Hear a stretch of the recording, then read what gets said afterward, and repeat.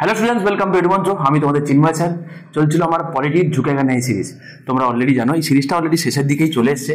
তোমরা যারা আজকে প্রথম দেখছো তাদেরকে আমি আরেকবার বলে দিই যে ইন্ডিয়ান পলিটি, এই যে লক্ষ্মীকান্তের যে বইটা আছে, তার প্রত্যেকটা চ্যাপ্টার ধরে ধরে বিভিন্ন পরীক্ষায় যে কোশ্চেনগুলো যেগুলো এসছে, ইম্পর্টেন্ট কোশ্চেন আমি একদম ইলাবোরেটলি তোমাদের সঙ্গে আমি ডিসকাস এতদিন যাবত আমি করিয়ে চলেছি।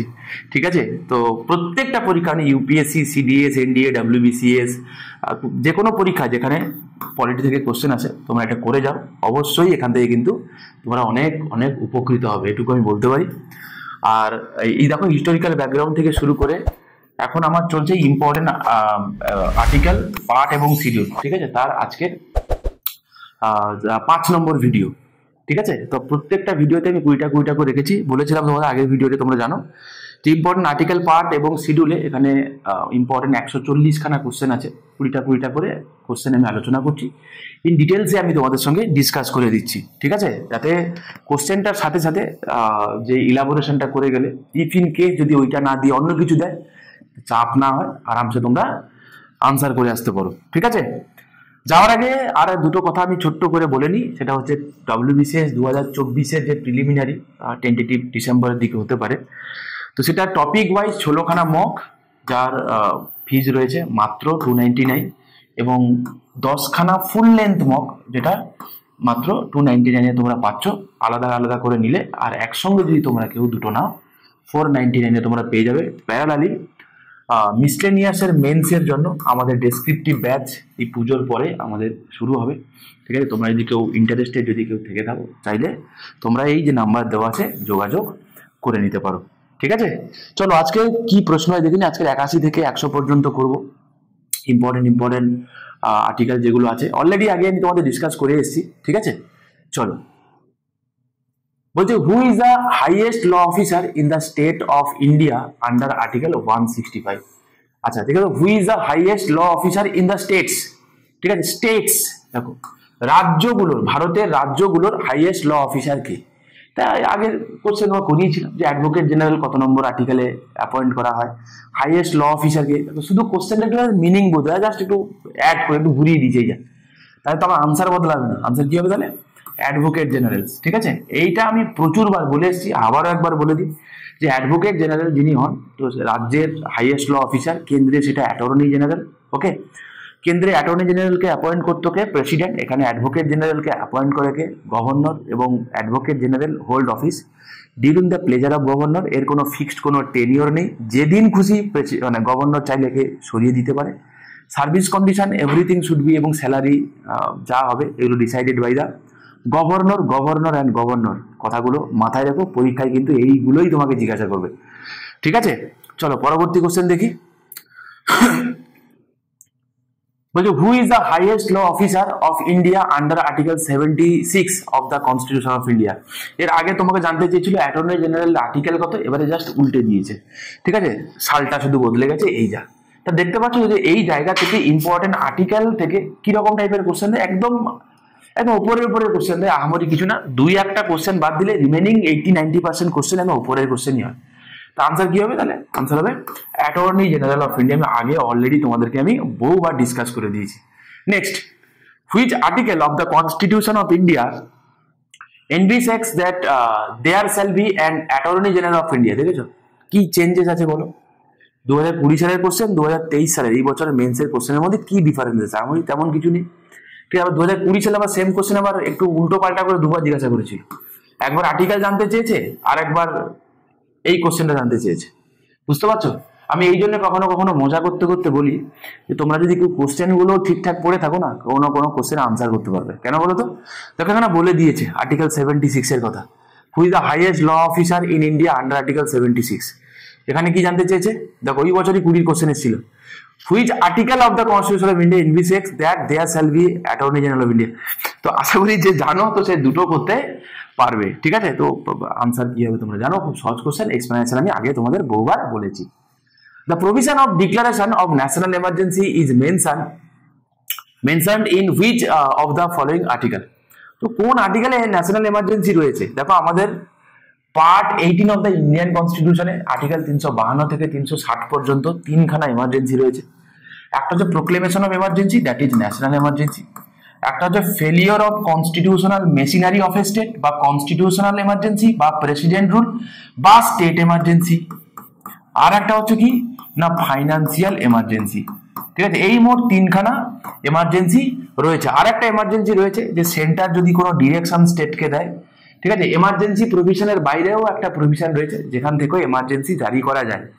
সেন্টার যদি কোনো ডিরেকশন স্টেটকে দেয় এবং স্টেট যদি সেই অনুযায়ী ফলো না করে তাহলে কিন্তু এমার্জেন্সি জারি করা যেতে পারে, সেটা রয়েছে আর্টিকেল 365 এ রয়েছে। ওকে, আজ পর্যন্ত ন্যাশনাল এমার্জেন্সি 3বার জারি করেছি, একটা 1962 সালে, হ্যাঁ, তোমার ইন্দো চায়না ওয়ারের জন্য, একটা 1971 সালে ইন্দো পাক ওয়ারের জন্য, আর একটা 1975 সালে ইন্টারনাল ডিস্টারবেন্সগত কারণে। ঠিক আছে, চলো পরবর্তী প্রশ্ন দেখি। Under which article of the constitution is the president's rule promulgated in any state in India? বলো প্রেসিডেন্টস রুল মানে কি? State emergency. আনসার কি হবে? Article 356 of the Indian constitution. ঠিক আছে, দুই একটা কথা আবার একবার বলে দিই যে প্রেসিডেন্ট রুল যখন হয় বা এর কোনো ক্লাসিফিকেশন কিছু নেই, যখন কনস্টিটিউশনাল মেশিনারি যে কোনো রাজ্যের সাংবিধানিক অচলাবস্থা যদি হয় তাহলে সেখানে প্রেসিডেন্ট রুল জারি করা যায়। কে জানাবে প্রেসিডেন্টকে? কার ডিউটি? না, প্রেসিডেন্টকে জানানোর ডিউটি জেনারেলি হয় কি গভর্নর, বা গভর্নর যদি নাও জানায় অন্য যে কোনো সোর্স থেকে যদি প্রেসিডেন্ট স্যাটিসফাইড হয় যে হ্যাঁ কোনো একটা রাজ্যের কনস্টিটিউশনাল মেশিনারি ব্রেকডাউন হয়ে গেছে তাহলে সেখানে প্রেসিডেন্ট রুল জারি করা যায়। ঠিক আছে, তো জেনারেলি হয় কি যে প্রেসিডেন্ট রুল কোনো একটা জায়গায় জারি হলে সেখানে অ্যাট এ টাইম 6 মাস জারি থাকতে পারে, মানে স্টেট এমার্জেন্সি এরকম করে 6খানা টার্ম বা ম্যাক্সিমাম 3 বছর জারি করা যায়। ঠিক আছে, 6টা টার্ম বা ম্যাক্সিমাম 3 বছর জারি করা যায়, মনে রেখো। Next question, financial emergency. Okay, কত নম্বর আর্টিকেল রয়েছে জানতে চেয়েছে? দেখো ফাইন্যান্সিয়াল এমার্জেন্সি রয়েছে কত নম্বর আর্টিকেলে? আর্টিকেল 360। ঠিক আছে, দুই একটা কথা বলে নি, যখন দেশের ফাইন্যান্সিয়াল কন্ডিশন যদি থ্রেটের মুখে পড়ে, যদি আজ অব্দি কোনোদিন জারি তো হয়নি, যদি পড়ে তখন প্রেসিডেন্ট চাইলে ফাইন্যান্সিয়াল এমার্জেন্সি জারি হতে পারে। শুধু এখান থেকে একটা জিনিস মাথায় রাখবো যেটা পরীক্ষায় আসবে, সেটা হচ্ছে ফাইন্যান্সিয়াল এমার্জেন্সি জারি হলে কার কার স্যালারি কমতে পারে। বোঝা গেল কি বললাম আমি? সরি, তো ফাইন্যান্সিয়াল এমার্জেন্সি জারি হলে কার কার এমার্জেন্সি কমতে পারে, শুধু একটা কথা মাথায় রাখো, যারা যারা তোমার হচ্ছে পাবলিক রিপ্রেজেন্টেটিভ বা পিপলস রিপ্রেজেন্টেটিভ যারা রয়েছে, MLA, MP, president, vice president, এদেরকে বাদ দিলে, বোঝা গেল? তাহলে পিপলস রিপ্রেজেন্টেটিভ যারা আছে বা পাবলিক রিপ্রেজেন্টেটিভ যারা আছে তাদেরকে বাদ দিলে রিমেনিং যে কটা পোর্টফোলিও তোমার মাথায় আছে, যে কটা পোর্টফোলিও, সবার স্যালারি কমতে পারে, ইভেন কোনো কোনো মাস স্যালারি নাও পেতে পারে। তা তুমি বলে স্যার সুপ্রিম কোর্টের বিচারপতি কমবে, ক্যাগেট কমবে, হাইকোর্ট কমবে, যে কেউ এই যে কথা বললাম আমি এটা বাদ দিয়ে রিমেনিং কুচবি যে কোনো পোর্টফোলিও যে কেউ হোক, বোঝা গেল, তাদের স্যালারি কি হয়ে যাবে না কমতে পারে, কমবেই বলা যায় না, কমতে পারে, এটা মাথায় রেখো। Next, which part of the constitution of India deals with emergency provision? তো কোন পার্টে এমার্জেন্সি রয়েছে জানতে চেয়েছে। ঠিক আছে, 2022-এর মেন্সে আসা প্রশ্ন।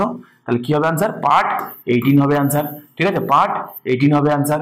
রিমেনিং যে পার্ট গুলো যেগুলো রয়েছে দেখো, পার্ট 9 কি রয়েছে? পার্ট 9-এ রয়েছে পঞ্চায়েতের কথা, তোমরা জানো।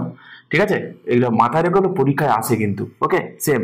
Next, which article of the constitution of India says that there shall be a president of India? তো কত নম্বর আর্টিকেল এটা বলেছে যে এখানেটা বা ভারতে একজন প্রেসিডেন্ট থাকবে, রাষ্ট্রপতি থাকবে।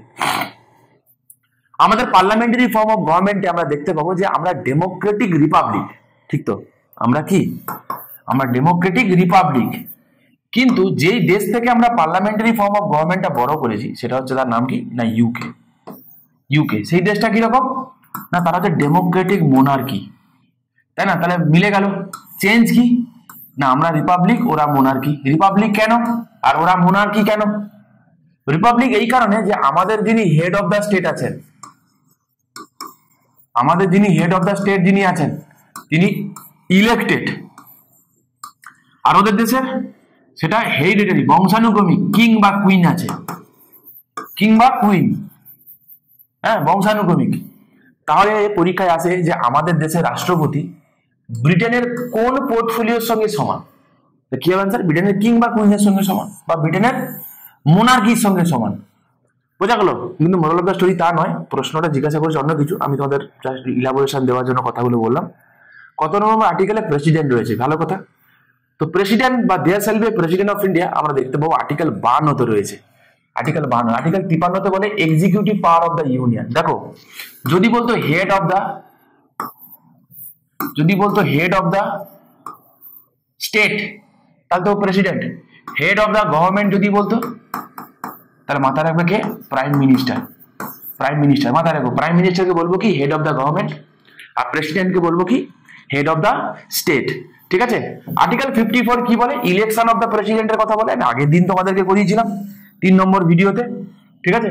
ইলেকশন অফ দ্য প্রেসিডেন্টের কথা বলে। 55 এ manners of election of the প্রেসিডেন্টের কথা বলে। 56 এ বলা হয় টার্ম কত বছর? Generally 5 years. কবে থেকে 5 বছর? যেদিন থেকে সে অফিসে এন্টার করে।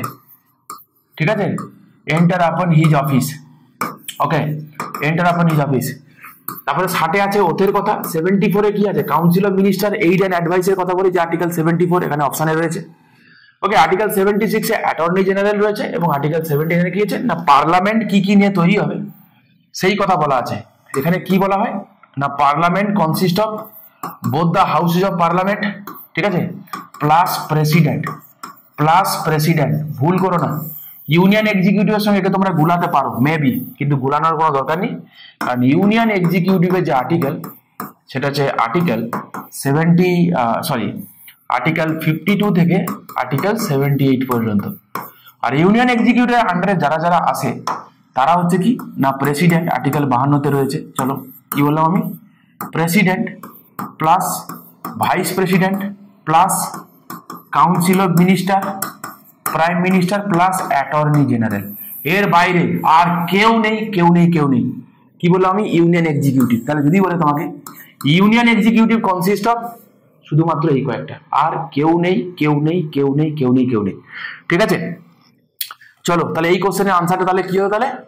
তাহলে which article also do state that they shall be president of India. তাহলে কি হবে আনসার? তাহলে আনসার হবে কি? আনসার হবে আর্টিকেল 52। আর্টিকেল 52 তে কি বলে? There shall be a president of India. ঠিক আছে। চলো পরবর্তী প্রশ্ন দেখি।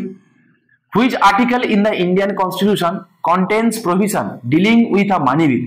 তাহলে মানি বিলের কথা কত নম্বর আর্টিকেলে আছে? ঠিক আছে, তো মানি বিলের কথা আছে আর্টিকেল 110 এ রয়েছে। কোন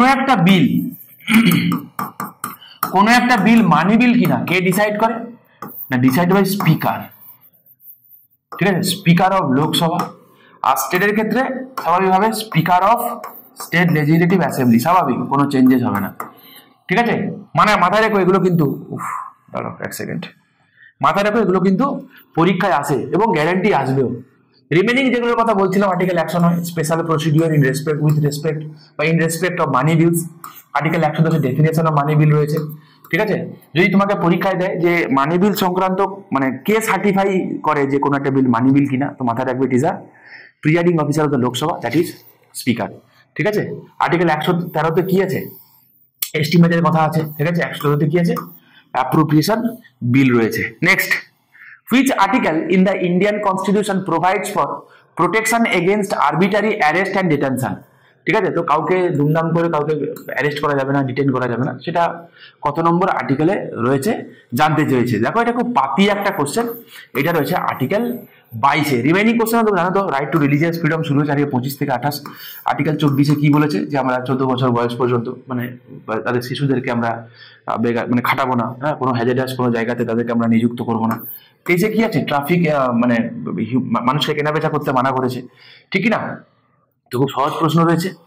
মেইন কথা যেটা আর্টিকেল 25-এ রাইট টু রিলিজিয়নের কি রয়েছে বলতো না, এখানে মূলত 4টে টাইপ অফ ফ্রিডম বলেছে। 4টে দেখে রাখো, ছোট ছোট পরীক্ষার জন্য খুব একটা কাজে লাগবে না, মানে এত ডিটেলসে কোশ্চেন করা হয় না, কিন্তু তোমরা যারা ইউপিএসসি, সিডিএস, এনডিএ বা এই জাতীয় পরীক্ষা তোমরা যদি কেউ দাও, বা একটু যদি সিজিএল জাতীয় পরীক্ষা দাও, ওখানকার সিজিএল এর জিকে গুলো কিন্তু একটু স্ট্যান্ডার্ড হয়।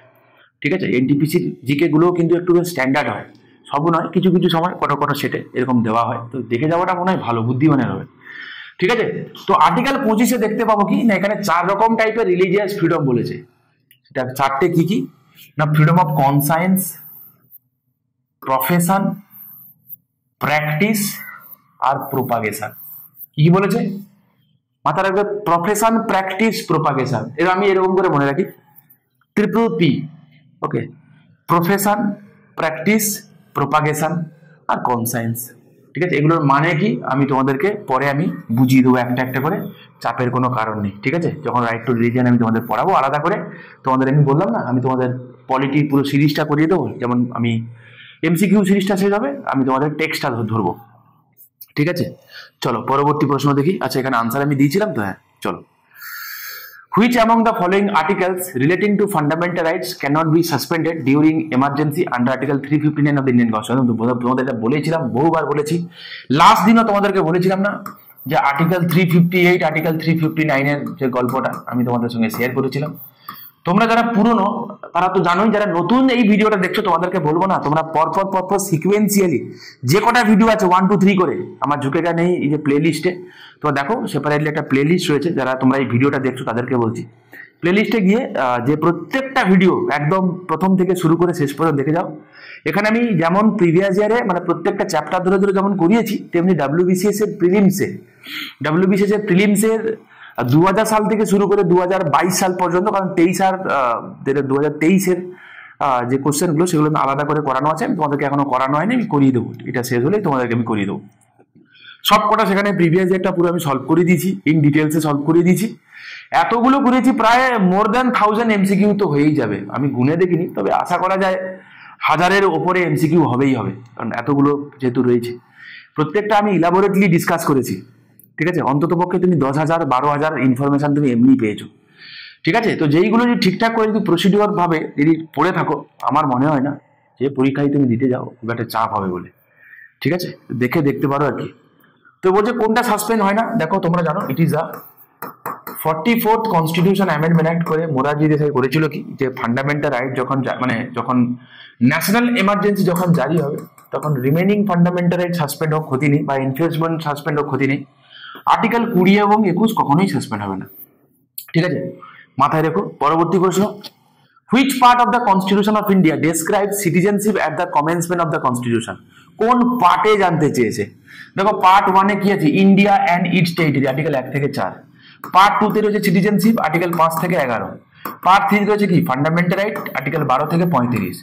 পার্ট 4 এর কি রয়েছে, ডিপিএসপি, আর্টিকেল 36 থেকে আর্টিকেল 51। তা আনসার কি হবে, part 2 of the Indian constitution. এবং এইটা পার্ট 2 কত নম্বর আর্টিকেলে রয়েছে না, আর্টিকেল 5-এ রয়েছে, citizenship at the commencement of the constitution. Article 5 এবং আর্টিকেল 11 একে অপরের অপোজিট, আর্টিকেল 5 এবং আর্টিকেল 11 জাস্ট একে অপরের অপোজিট আর্টিকেল। কেন বলো তো? আর্টিকেল 5 এটা বলে যে সিটিজেনশিপ যখন ভারতের সংবিধান লাগু হচ্ছে, আমি আগেও বলেছি আবারও বলছি যে 26শে জানুয়ারি 1950 সালে ভারতের সংবিধান লাগু হয়েছে। অন দ্যাট ভেরি ডে, ওই দিনে দাঁড়িয়ে সিটিজেনশিপ রিলেটেড কি হবে না হবে সেইটা আর্টিকেল 5 সহ সংবিধানে বলা আছে। আর্টিকেল 11 এটা বলে যে after commencement of the constitution, মানে আফটার 26 jan 1950, সিটিজেনশিপ রিলেটেড যদি কোনো কিছু প্রভিশন তৈরি করতে হয় তো সেটা সংবিধানে বলা নেই, সেটা ডিসাইড করবে one and only parliament time to time. ঠিক আছে, এবং প্রথম সিটিজেনশিপ অ্যামেন্ডমেন্ট অ্যাক্ট করা হয়েছিল 1955-এ, 1955 সালে। পরীক্ষা এগুলো কিন্তু আসে, আমি তোমাদেরকে করিয়েওছি, তোমরা একটুখানি প্লিজ চোখ রাখো। Next, the expression prosecution under article 20 clause 2, ঠিক আছে, কন্টেমপ্লেটস, তাহলে কি বলছে যে প্রসিকিউশন বলতে কি বোঝানো হয়েছে আর্টিকেল 20 ক্লজ 2 অনুযায়ী। আচ্ছা, আর্টিকেল 20-তে 3খানা ক্লজ আছে, 3খানা ক্লজই ভেরি মাচ ইম্পর্টেন্ট, পরীক্ষায় ঘুরিয়ে ফিরিয়ে জিজ্ঞাসা করে। ঠিক আছে, যেগুলো ইম্পর্টেন্ট বলেই আমি রেখেছি। আর্টিকেল 20 ক্লজ 1 এটা বলে no person shall be convicted of any offence except for violation of a law in force at that time. বলছে কোনো ব্যক্তিকে কি করা যাবে না, না কাউকে কনভিক্ট করা যাবে না, দোষী মানে কাউকে কনভিক্ট মানে দোষী সাব্যস্ত করা যাবে না যতক্ষণ না সে পর্যন্ত সে কোনো ল ভায়োলেট করে, সেই সময়ে যেই ল আছে সেটার কথা বলছে। তারপর বলছে no person shall be prosecuted and punished for the same offence more than once. তো বলছে একজন ব্যক্তিকে সেম একই অপরাধে তাকে দুবার শাস্তি দেওয়া যাবে না। আর একটা কথা কি বলেছে, no person accused of any offence shall be compelled to be witness against himself. তাকে নিজের বিরুদ্ধে সাক্ষ্যদান করা যাবে না। রিসেন্টলি ওয়েস্ট বেঙ্গলে একটা ঘটনা ঘটেছে, তোমরা জানো, খুব নক্কারজনক ঘটনা, খুব কি বলবো, এই সমস্ত ঘটনা কথা বলাটাও মানে কেমন লাগে যে এরকম ঘটনা আজ 2024 সালে দাঁড়িয়ে আজাদির অমৃত মহোৎসব যখন চলছে সারা পৃথিবী জুড়ে, আমরা যখন বলছি ইন্ডিয়ার আজাদি কা অমৃত মহোৎসব হচ্ছে, সেখানে আমরা দেখতে পাবো কি যে ওমেন সেফটি যেন শুধুমাত্র পশ্চিমবঙ্গ নয়, অল ওভার ইন্ডিয়াতে ওমেন সেফটি প্রায় নিয়ার অ্যাবাউট তলানির দিকে চলে গেছে। রিসেন্টলি আমরা দেখতে পাবো যাকে মোটামুটি ভাবে কনভিক্টেড করা হয়েছে, যে ব্যক্তিকে আরজি কর কাণ্ডে, তো তার পলিগ্রাফ টেস্টের কথা বলা হচ্ছে, তোমরা জানো। এবং সেখানে সেই ব্যক্তি তিনি বলেছে যে না, পলিগ্রাফ টেস্টে আমি সম্মতি দেব না, তোমরা জানো। তো বলছে যে কেন দিচ্ছে না, তাহলে এর বিরুদ্ধে কি সুপ্রিম কোর্ট চাইলেও কিছু করতে পারে না? না, সুপ্রিম কোর্ট চাইলেও কিছু করতে পারে না, কারণ এটা একজন ব্যক্তির ফান্ডামেন্টাল রাইটকে ভায়োলেট করে অ্যাকর্ডিং টু আর্টিকেল 20 ক্লজ 3। বোঝা গেল কি বললাম আমি? এটা মাথায় রেখো, অলরেডি পশ্চিমবঙ্গে চলছে, তো তাই দেখা যাবে কি যে ওই ব্যক্তির পলিগ্রাফ টেস্ট হয়তোবা হবে না, ঠিক আছে। আচ্ছা, এবারে কি বলছে, দ্য এক্সপ্রেশন প্রসিকিউশন, তাহলে কি বলবো, তা বলছে যে the proceeding should not be under a law which creates offences, a person must be accused of an offence, obviously, তাই না? A person must be accused of an offence, তো সেই অফেন্সের কথা বলেছে। কোন একটা অফেন্সে তাকে কি করতে হবে না, তাকে অ্যাকিউজ হতে হবে, তবে সেই কথা বলতে B will be the right answer. 2017 সালের মেন্সের প্রশ্ন। পরবর্তী প্রশ্ন, which of the following are prohibited without the consent of the president of India according to article 18। তোমরা জানো যে অ্যাবলিশন অফ টাইটেলের কথা রয়েছে আর্টিকেল 18-এ, সেখানে এরকম 4খানা প্রহিবিশন রয়েছে।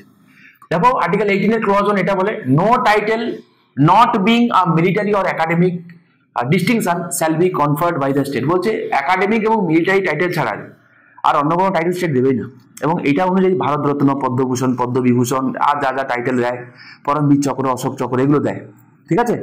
এছাড়া অন্য কাউকে, এছাড়া একাডেমিক টাইটেল যেমন ধরো কাউকে ডক্টরেট ডিগ্রি দেওয়া হয়, কেন ডক্টর, তো একাডেমিক যাকে দেওয়া হয় তিনিই একমাত্র ইউজ করতে পারবে, বংশ পরম্পরায় চলবে না এটা। আর্টিকেল 18 ক্লজ 2 এটা বলে, no citizen of India shall accept any title from any foreign state. মনে আছে আমি তোমাদেরকে পড়াতে গিয়ে বলেছিলাম বেশ কিছু কিছু ফান্ডামেন্টাল রাইটস আছে যেগুলো ভারতের নাগরিকদের জন্য অ্যাপ্লিকেবল, এটা হচ্ছে বলেছিলাম না আর্টিকেল 18 ক্লজ 2। দেখো এখানে সিটিজেন রয়েছে, বোঝা গেল? তাহলে কোনো সিটিজেন নিতে পারবে না বা বিদেশ থেকে কোনো টাইটেল নিতে পারবে না, ঠিক আছে।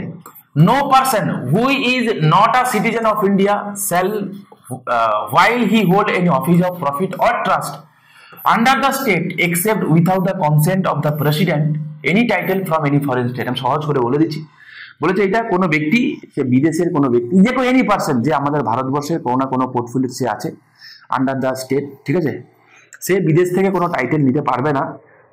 আচ্ছা ঘুরিয়ে বলেছে, এখানে সহজ করে বললে বিদেশ থেকে টাইটেল নিতে পারবে কিন্তু প্রেসিডেন্টের পারমিশন নিয়ে, তবে, ঠিক আছে, প্রেসিডেন্টের পারমিশন নিয়ে তবে হবে। তাহলে এখানে কি বলেছে বলো, বলছে enforcement of title accepting any title from any foreign state, accepting any gift বলেনি, তাহলে হবে না, তাহলে কি হবে, accepting any title from any foreign state. Next question, which part of the constitution of India contains the directive principle of state policy. পাতি প্রশ্ন, answer কি হবে তাহলে, part 4 will be the right answer. তোমরা জানো পার্ট 1-এ কি আছে, union and it's territory, আমি আগে বললাম সিটিজেনশিপের কথা তোমাদের বলেছি আর্টিকেল 5 থেকে 11। পার্ট 3-তে ফান্ডামেন্টাল রাইটস রয়েছে, পার্ট 4-এ ডিপিএসপি রয়েছে, পার্ট 4A-তে রয়েছে ফান্ডামেন্টাল ডিউটি, পার্ট 5-এ রয়েছে ইউনিয়ন আর্টিকেল 52 থেকে 151, পার্ট 6-এ রয়েছে স্টেটস আর্টিকেল 152 থেকে আর্টিকেল 237 পর্যন্ত রয়েছে, ঠিক আছে, মাথায় রেখো।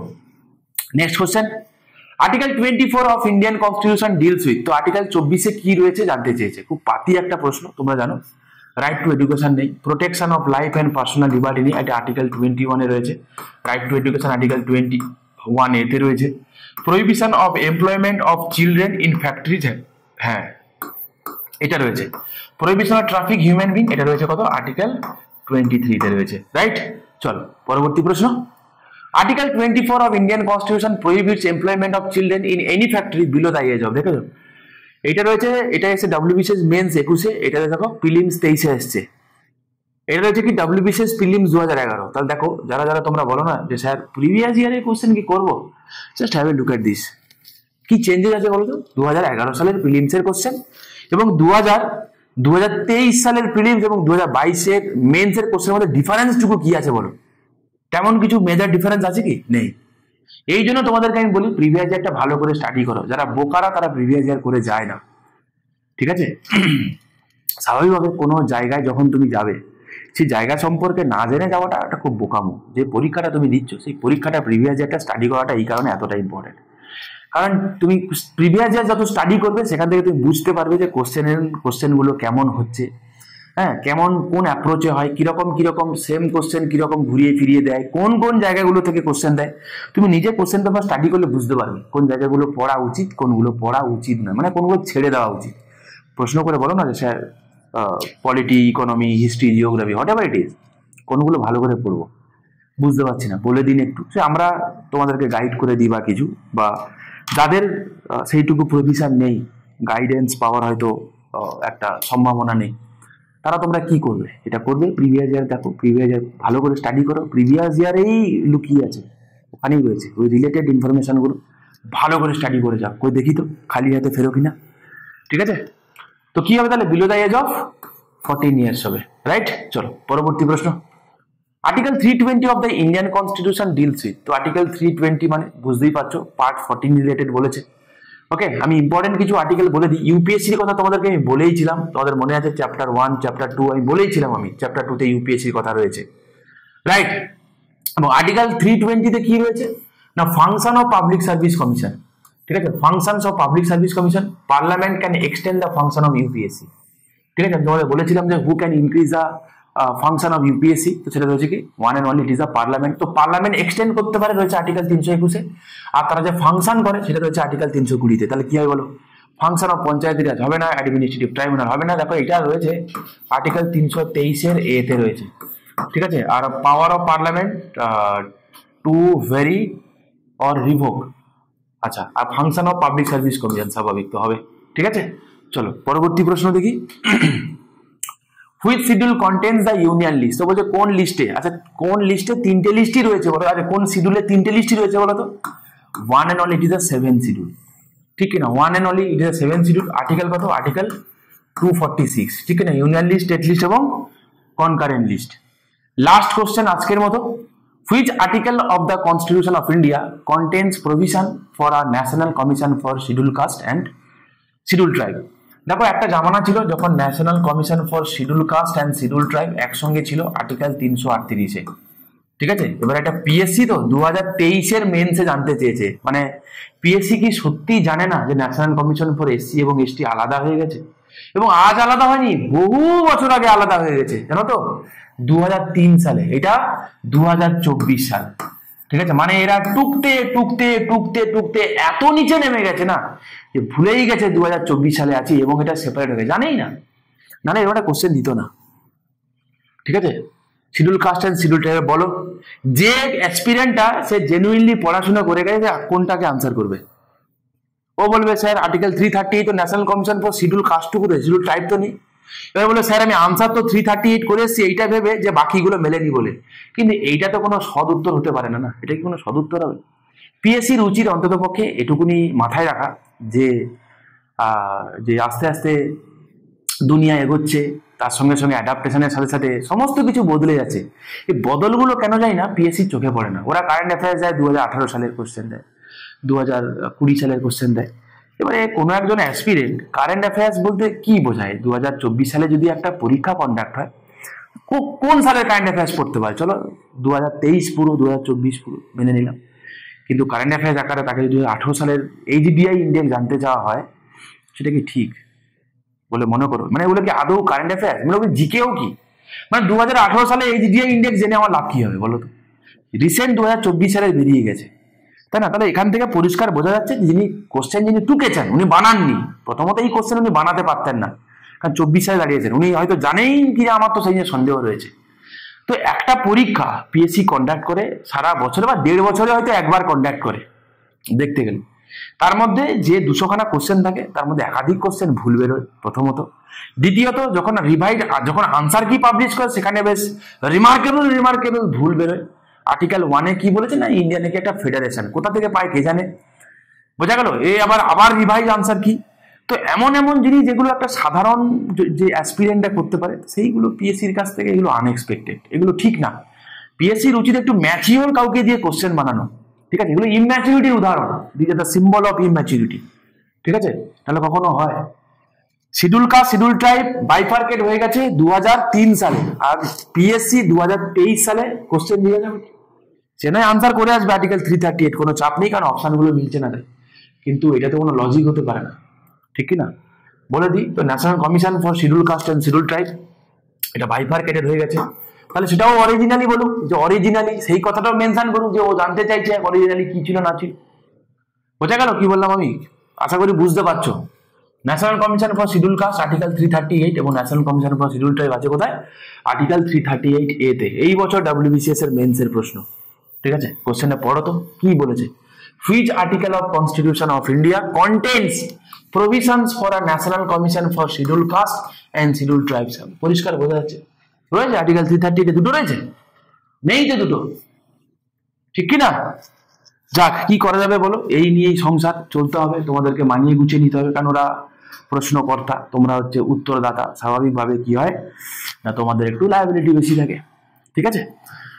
ঠিক আছে, চলো, তোমাদের যদি কন্টেন্ট গুলো ভালো লেগে থাকে, ক্লাসগুলো যদি তোমাদের ভালো লেগে থাকে, যদি তোমাদের ভালো লাগে, তোমরা চাইলে চ্যানেলটাকে সাবস্ক্রাইব করতে পারো, লাইক করতে পারো, শেয়ার করতে পারো, ঠিক আছে? বন্ধুদের মধ্যে তোমরা চাইলে শেয়ার করতে পারো। একই কথা আমি তোমাদেরকে রোজ বলি, ভাবছি আর আমি বলবো না, ঠিক আছে? তোমাদের হাতেই ছেড়ে দিলাম, যদি তোমাদের ভালো লাগে তোমরা বাই ডিফল্ট এমনি করবে, ঠিক আছে?